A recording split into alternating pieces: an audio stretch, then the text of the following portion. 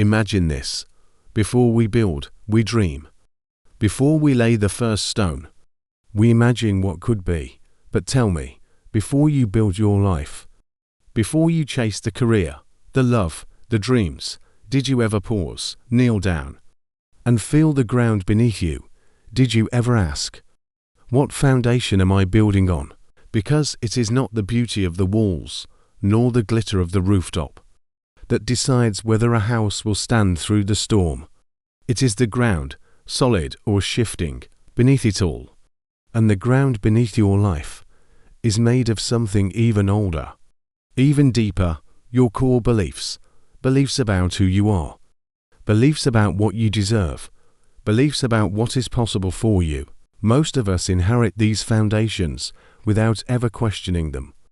We walk upon them blindly. We build tall, dazzling structures atop them, structures made of ambition, love, hope, until the storm comes, and then the ground either holds or it disappears beneath our feet. So today, let us not rush to build higher.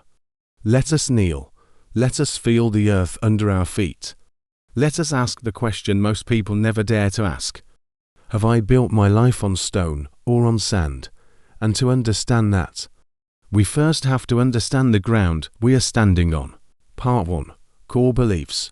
Stones beneath our feet. Imagine walking barefoot across a vast, ancient plain.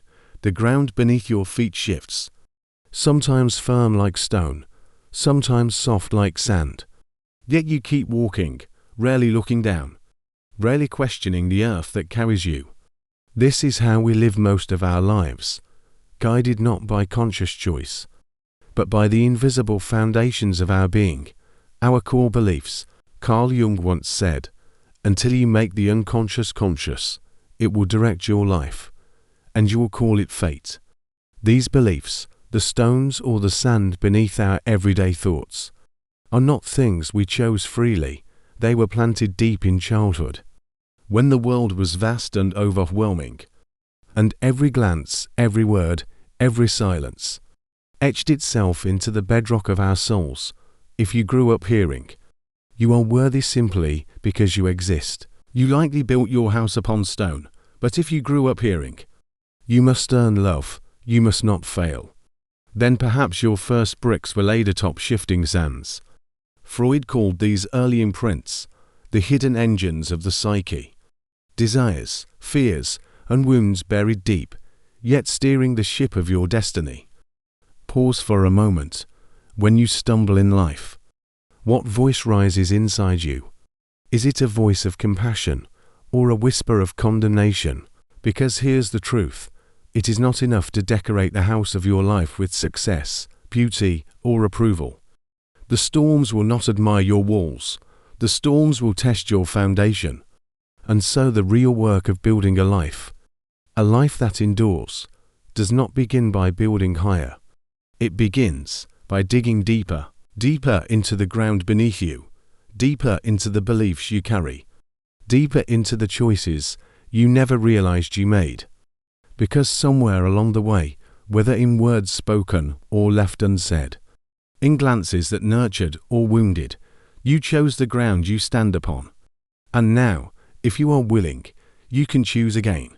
Part 2. Sand or stone, the hidden choices. Somewhere along the way, we chose, without knowing we chose. We built our lives upon beliefs we never questioned. We trusted the soil under our feet, never thinking to ask, is it firm or fragile? Aristotle taught that true flourishing eudaimonia comes not from chance, but from virtue, the steady practice of truth, courage, and wisdom.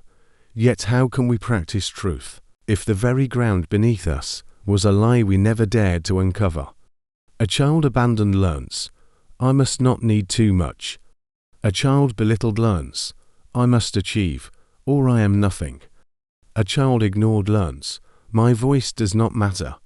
Do any of these old songs still hum quietly in your bones? Schopenhauer once wrote, "We are free to will what we want, but not free to will what we will." We inherit our first desires, our first fears, without choice, but rebuilding our true foundation, That is the greatest freedom we will ever claim. Mercurius, the ancient symbol of transformation, reminds us. To find gold, we must first recognize the lead within us. So I ask you gently, what have you truly been building your life upon? When the winds howl, when the nights stretch long and cold, do you hear stones singing in your chest, or sand slipping away between your ribs? Because no matter what we build, no matter how carefully we arrange the surface, life will come to test the ground beneath us. The storms are not a question of if. They are a question of when. And when they come, you will not be able to hold on to what is beautiful only on the surface. You will face the truth of your foundation. And it is there, in the eye of the storm, that the soul speaks. Part 3. The storm will come. Your foundation will speak. The storms are not punishments. They are revelations. When life rips away your plans, when betrayal tears open your trust, when illness cracks the mirror of your dreams, it is not cruelty. It is the uncovering. It is the earth speaking to you. It is your soul revealing what lies beneath. Adler believes that the deepest human drive is not pleasure or power, but significance. We long to matter. We long to build something that stands when the winds come. But if we seek our worth only in things that can be taken, titles, lovers, victories, then the first great storm will sweep it all into the sea, and what remains? You see, a foundation is not something you notice when times are good. It is something you discover when everything else falls away. If deep within you lives the belief, I am nothing without success, then failure will feel like death. But if you have laid stone within your soul, I am worthy because I breathe, I am whole even when broken, then even as everything else crashes down, you will still be standing, quietly, within yourself.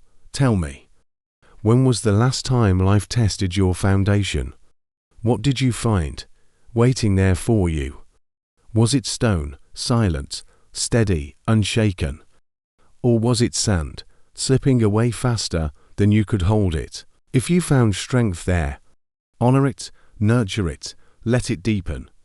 And if you found yourself standing on crumbling ground, know this, you are not broken. You are simply being shown where to begin. Part 4. The hardest, most beautiful work, rebuilding from within. If you find that you have built your house upon sand, take heart. You are not condemned. You are invited to dig deeper, to lay new stones with your own hands, to build a foundation not inherited, but chosen. Freud would tell you, examine your hidden fears. Jung would say, befriend your shadow, the parts of you you have long exiled. Matt your clerk would whisper, listen to your dreams. They know the way home. Healing is not about adding more glitter to the broken house. It is not about pretending the cracks aren't there. It is about kneeling down to the raw earth. It is about weeping for the abandoned child within you. It is about planting seeds of worth where only doubt once grew. It begins with a single breath. I was misled, but I can choose again. I was wounded, but I am not the wound. It continues with practice, catching the harsh inner critic and answering it with gentleness, catching the fear of being not enough and choosing to stay open anyway, catching the old reflex to chase approval and instead standing quietly in your own approval, day after day, stone after stone, until one day, when the sky darkens again and the wind howls like wolves in the night, you find yourself still standing, and inside your chest, a quiet hearth burns, unshakable, because this time you did not build upon appearances.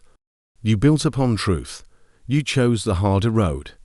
And now it carries you through the storm. And in that quiet triumph, one final question rises. What will you build upon from here? Part 5. The final choice. What will you build upon? Life will not ask you whether you prefer calm skies or raging seas. It will ask you only this. What did you build your life upon? Sand shimmers in the sun. It dazzles the eye. It promises easy beauty. But when the storm comes, and it will, Only stone endures, Aristotle knew. The life worth living is not the life most adorned, but the life most aligned with truth. And Jung knew, the soul seeks not perfection, but integration, to become solid, whole, indivisible. And Mercurius, the old alchemist, smiles still, knowing that every soul must walk through chaos to find the gold within. So I ask you now, quietly, what are you choosing to build your life on? The easy brilliance of shifting sand, or the slow, steady work of laying stone upon stone, until you yourself become the mountain? No storm can move, you can choose again. You can start now, breathe, feel the ground beneath your feet, and with every act of love, every act of truth, every act of courage, place one more stone, build wisely. The storms are coming, but so is your rising. And if you listen closely, beneath the noise, beneath the fear, you might already hear it, the deep stirring of something unshakable within you. Final, maybe right now, you feel something shifting under your feet. A quiet knowing stirring in your bones. Maybe, for the first time, you are seeing the cracks in your old foundation, or discovering the strength you never realized you carried. Good. That means you are waking up. Carl Jung once said, there is no coming to consciousness without pain. And yet, what greater gift could there be than to finally see clearly, to finally choose wisely? Because life will not wait for perfect conditions. It will not ask if you're ready before the next storm comes. It will simply ask, again and again, what did you build your life upon? So choose, not tomorrow, not someday, now. Lay the first stone today. Plant the first truth today. Speak the first word of new belief of your own soul today. Build what the winds cannot steal. Build what the world cannot buy or sell. Build a life that even the fiercest storm can only polish, never destroy. If this message stirred something inside you, I invite you to share it. Leave a comment below. What foundation have you realized you are building on? What stone will you lay down today? And if you want to keep walking this journey with me, deeper into healing, deeper into truth, stronger with every step, subscribe.